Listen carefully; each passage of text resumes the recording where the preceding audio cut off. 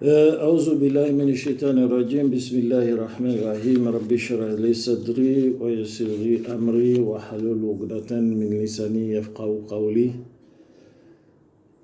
اللهم صل على سيدنا محمد الفاتح لما أغلق والخاتم لما سبق ناصر الحق بالحق والهادي إلى صراطك المستقيم وعلى آله حق قدره ومقداره العظيم.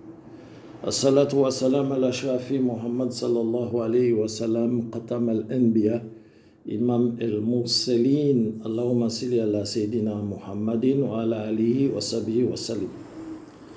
Eh bien, nous allons continuer notre intervention et nous allons parler vrai, c'est-à-dire nous avons fait le constat des argumentaires par rapport à l'inimitié de l'homme éduqué dans la sphère française francophone. Ce qui implique tout un état d'esprit, toute une psychologie, toute une appartenance systémique. Nous n'excluons personne. Nous allons relever aussi les racines de l'inimitié de l'homme vis-à-vis de l'incréé, de celui qui a toujours existé, du Créateur, du Maître des mondes. Alors nous disons aux minorités parmi les peuples colonisés, vous êtes faibles. Tellement vous êtes faibles parce que vous êtes dominés par un système, par une puissance qui vous a éduqué et vous ne pouvez pas vous en sortir. Et donc, par conséquent, il faut faire le constat, franchement, avant de critiquer les musulmans, critiquer l'islam, il faut faire le constat de votre propre faiblesse. Sinon, sortez de cet état de domination en Guadeloupe, en Martinique, en Guyane, dans lequel vous êtes.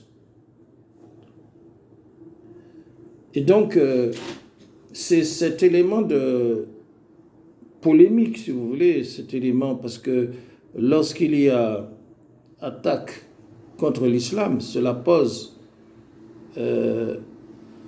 des éléments de polémique. Donc, nous allons répondre à cette polémique parce que nous ne faisons pas du prosélytisme. Parce que nous expliquons bien que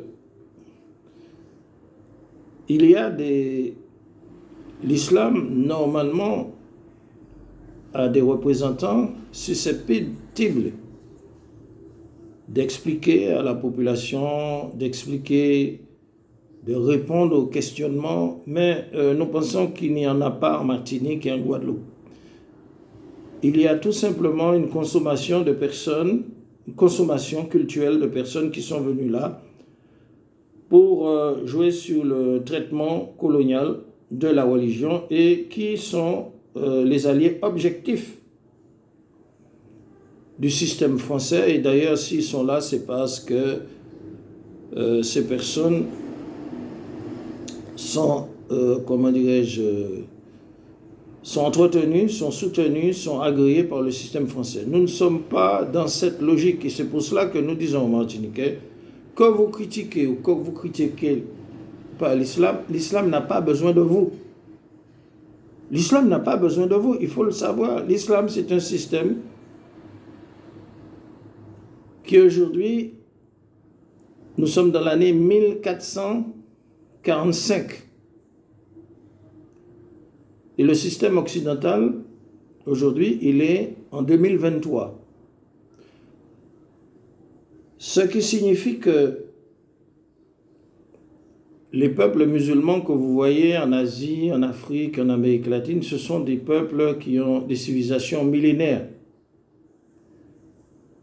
Ces peuples ont accepté l'islam Et sur 7 milliards d'êtres humains, aujourd'hui, à l'heure où je vous parle, il y a 2 milliards de musulmans de toutes les races, de tous les peuples, de toutes les nations, sur le globe terrestre, sur la planète Terre. Donc, pour ceux qui s'attaquent à l'islam en Martinique, en Guadeloupe, en Guyane, eh bien, il y a lieu de vous dire que l'islam n'a pas besoin de vous et que vous n'avez pas le pouvoir d'empêcher l'implantation de l'islam ni en Martinique, ni en Guadeloupe, ni en Guyane. D'ailleurs, même si nous disons que l'islam n'est pas implanté dans les meilleures conditions, mais l'islam existe. L'islam existe en Martinique, il existe en Guadeloupe, il existe en Guyane. Et ça, vous ne pouvez pas l'empêcher, vous n'avez pas pu l'empêcher, vous ne pourrez pas l'empêcher. Donc, à quoi ça sert? À quoi ça sert tous ces argumentaires contre l'islam? Nous n'allons pas entrer dans des considérations trop politiques. Nous allons parler un peu de théologie.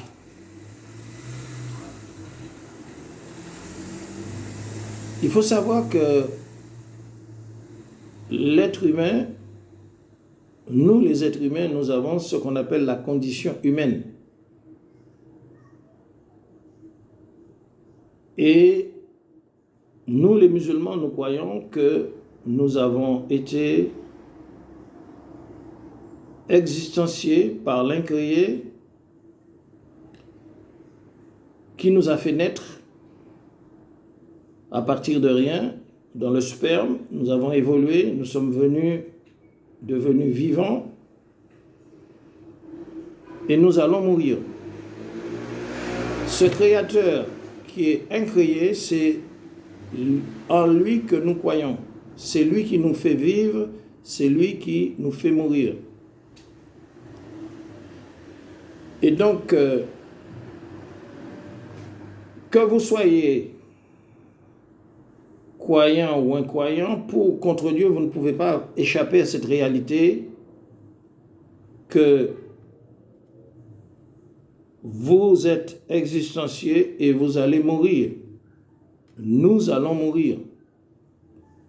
Et donc, cette réalité-là,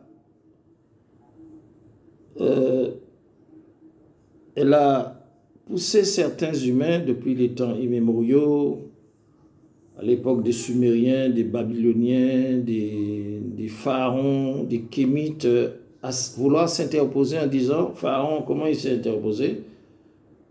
Pharaon, n'acceptant pas sa condition de mortel, de celui qui est né et celui qui va mourir, eh bien, il a voulu s'ériger. Le pharaon a voulu s'ériger en Dieu. C'est pour cela que le pharaon, il s'est fait adorer. Le pharaon s'est fait adorer comme Dieu sur la terre. Bon, c'est une situation un peu paradoxale, mais bien que le pharaon s'est fait adorer comme Dieu sur terre, pharaon n'échappe pas à sa réalité, comment dirais-je,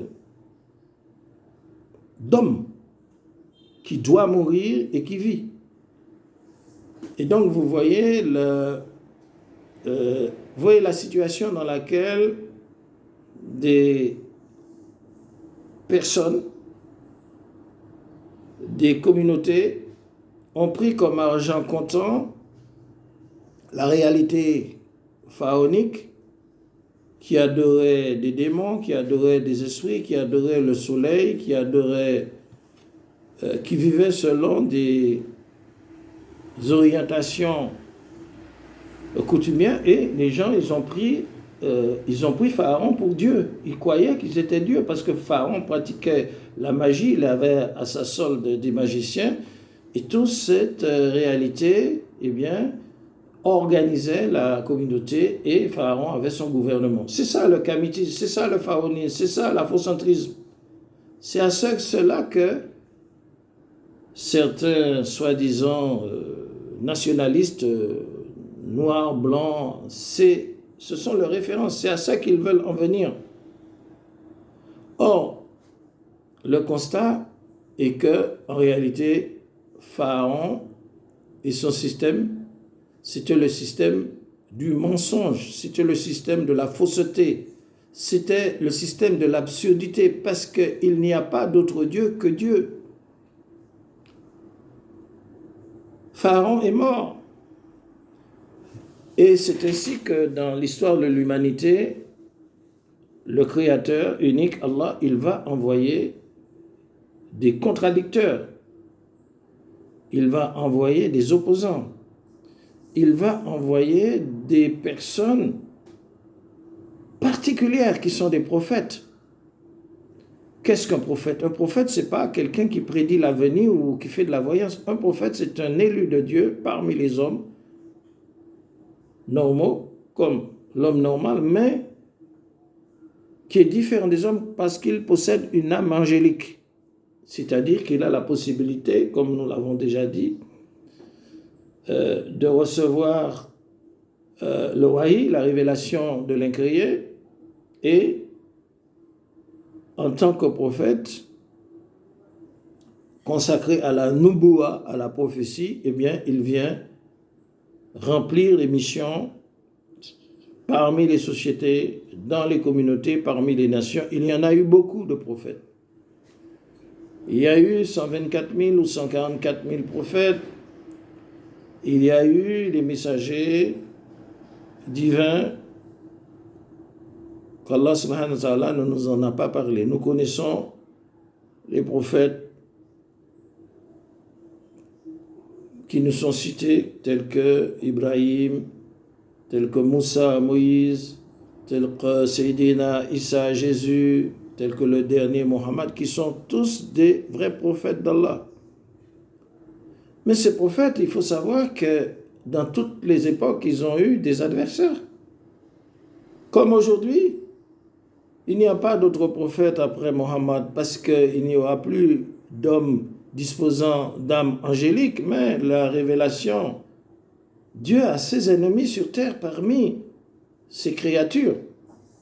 Et qu'il ne faut pas nous étonner que des kamites, que des panafricanistes, que des nationalistes, que des gens qui se réclament de telle idéologie en Occident ou un peu partout dans le monde puissent s'opposer à l'islam. Et c'est ce que nous voulons faire comprendre aux Martiniquais, Guadeloupéens et Guyanais, que vous le vouliez ou non, vous êtes soumis, par rapport à votre réalité d'humain. Et Pharaon, c'est Pharaon que vous voulez suivre, les Kamites que vous voulez suivre, la ligne antiprophétique que vous voulez suivre, eh bien, ce n'est pas nouveau pour nous qui suivons la voie prophétique. Nous avons connu, dans notre tradition, ces antagonismes. Et donc Pharaon, Allah subhanahu wa ta'ala lui a envoyé Moïse, qui va défaire son pouvoir, qui va le déstabiliser. Et c'est ainsi que cet imposteur, eh bien, il sera défait et cette civilisation sera anéantie. Bon, bien sûr, il y a des kamites, des afrocentristes, des nationalistes, des panafricanistes qui veulent faire revivre le pharaonisme. Mais nous rappelons que l'islam s'est établi sur des bases solides dans toutes les nations, dans tous les peuples, dans toutes les races, et nous rappelons que ce sera difficile d'éradiquer l'islam en Afrique où l'islam a son leadership en Afrique, une majorité d'Africains qui étaient des païens, des gens du vaudou, sont convertis à l'islam. Donc, le combat que vous menez contre l'islam à travers vos idéologies nationalistes, communistes, socialistes, panafricanistes, néo-panafricanistes, kémites, pharaonistes et tout ça, eh bien, c'est un combat contre tout le monde. Vous luttez contre les Africains eux-mêmes, vous luttez contre les peuples européens, vous luttez contre les peuples asiatiques, vous luttez contre la terre entière. Et le combat est à un niveau insurpassable. Donc, que vous soyez contre l'islam, que certains Martiniquais, Guadeloupéens, Guyanais soient contre l'islam parce qu'ils ont été éduqués par les Français dont ils ne peuvent pas se défaire de leur domination, mais qu'il n'en demeure pas moins qu'ils sont l'expression de la voix de leur maître, ça ne dérange pas l'islam. Puisque ceux-là même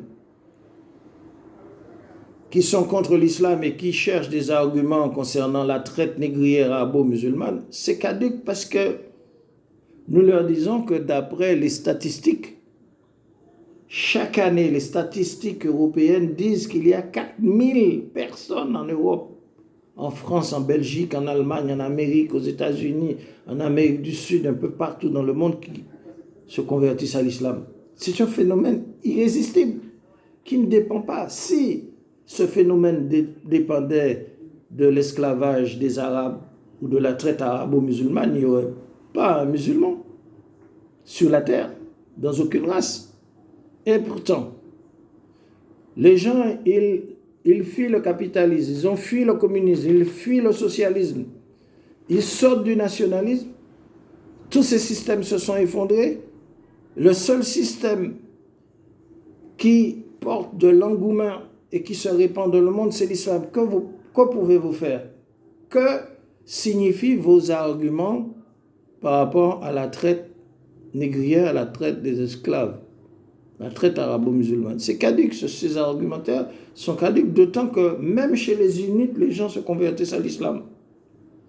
Donc, toutes ces personnes qui sont dans cette posture, eh bien, ce n'est pas nouveau. Puisque lorsque vous lisez la révélation coranique, au cours de l'histoire de l'humanité, le Coran, la révélation divine, nous explique les états d'âme des gens de la Jahiliya, les états d'âme des gens du nifaq, de l'hypocrisie, des états d'âme des gens du kufr, les états d'âme de Adoula, des ennemis d'Allah subhanahu wa ta'ala. Donc nous sommes, et force de le constater, nous sommes face à un phénomène divin. Puisque que vous le vouliez ou non, eh bien les gens se convertiront à l'islam. Que vous essayez de développer par l'intermédiaire de Éric Zemmour, par l'intermédiaire du Front National ou par l'intermédiaire des puissances qui persécutent leurs citoyens, des barrières d'inimitié, l'islam progresse. Donc il faut que vous constatiez que vous êtes en face d'un phénomène divin. Et ce qui se passe aujourd'hui en Europe, c'est que les Européens voient les conversions se développer dans leur propre famille. Leurs fils, leurs petits-filles, leurs petites-filles, c'est un phénomène insurpassable. Donc c'est un phénomène divin. Et donc,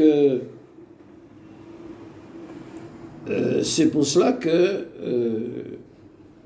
le constat est fait que vous le vouliez ou non, recherchez des informations, les gens se convertissent en masse au Brésil, dans toute l'Amérique latine, à Cuba. Le Suriname, c'est un pays musulman indépendant.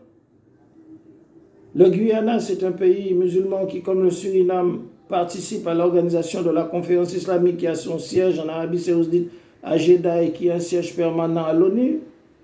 Les musulmans sont dans toute la Caraïbe. C'est vous, là, les francocrates, les gens éduqués par la France, qui ne peuvent pas sortir de l'esclavage français, la domination française, qui n'êtes pas capables, indépendants. Vous, 400 000 personnes, moins la communauté musulmane, 400 000 personnes, moins la communauté musulmane en Guadeloupe, 350 000 personnes, moins la communauté musulmane en Guyane, c'est vous qui allez juger 2 milliards de musulmans sur la planète, c'est vous qui avez la vérité. Avec votre mentalité d'occidentaliser, pour des peuples comme les Persans, des peuples qui ont les Indiens, les peuples africains en majorité, des peuples qui ont des millénaires de civilisation, c'est vous les Martiniquais, franco-croates, Guadeloupéens franco-croates, Guyanais franco-croates qui allez juger. Sur 7 milliards d'êtres humains, il y a 2 milliards de musulmans, c'est vous, c'est Martiniquais, Guadeloupéens, Guyanais qui allez juger. C'est vous qui êtes dans la vérité, les autres sont dans le mensonge. Non, il faut faire fonctionner la raison.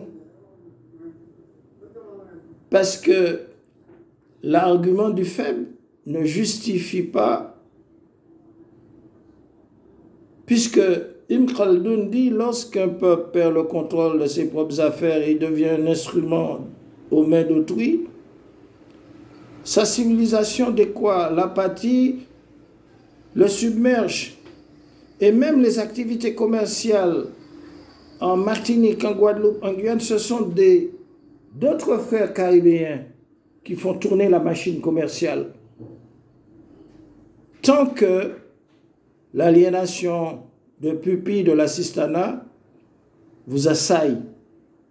Donc vous ne pouvez pas juger l'islam.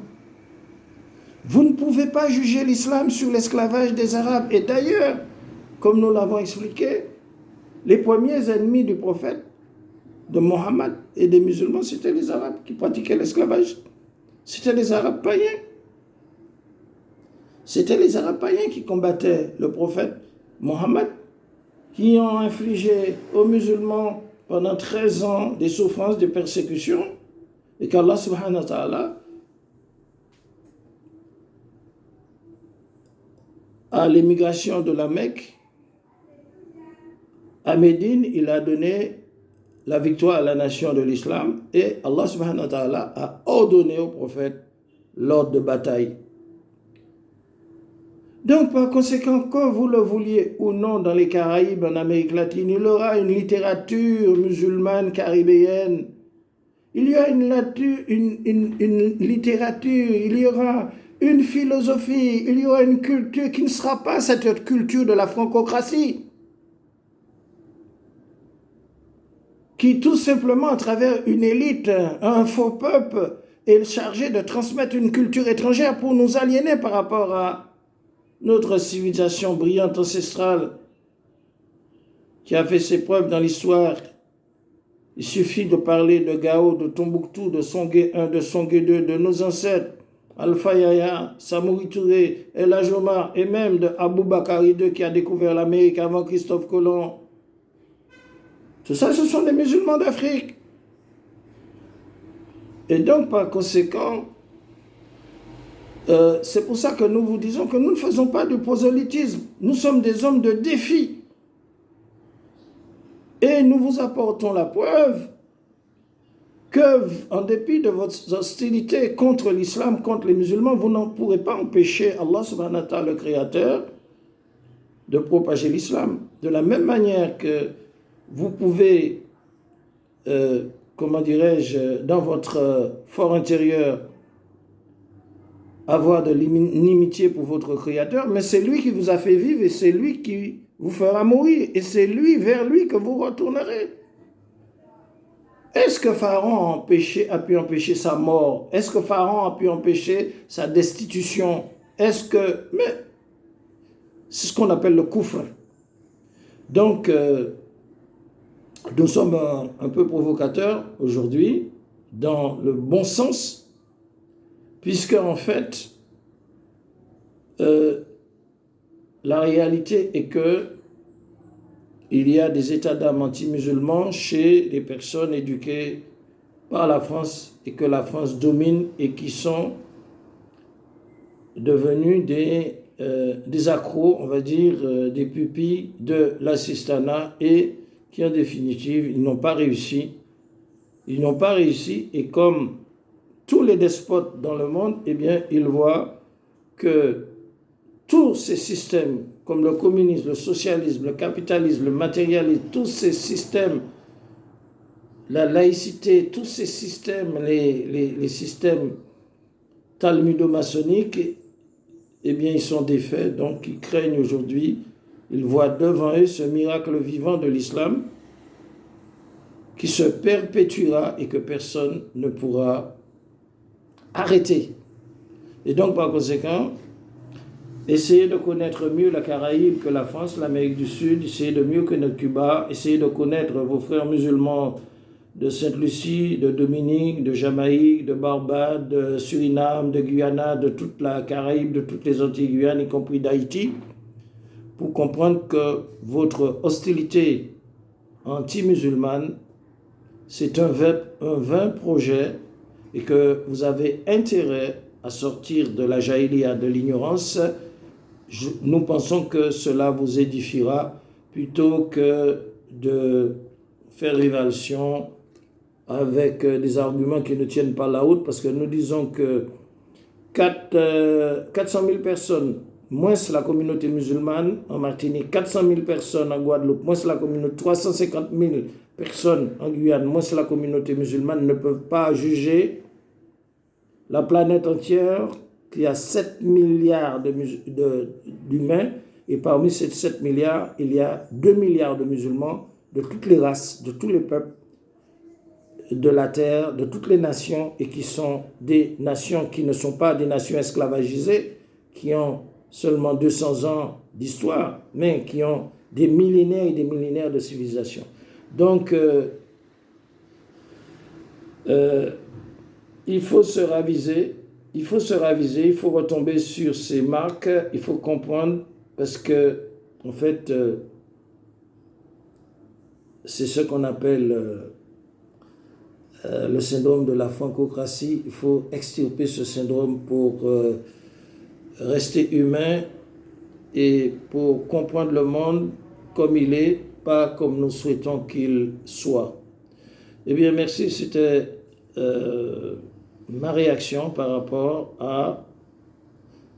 au constat de l'inimitié de l'homme contre son créateur ici en Martinique et les états d'âme anti-musulmans chez certaines personnes éduquées par la France.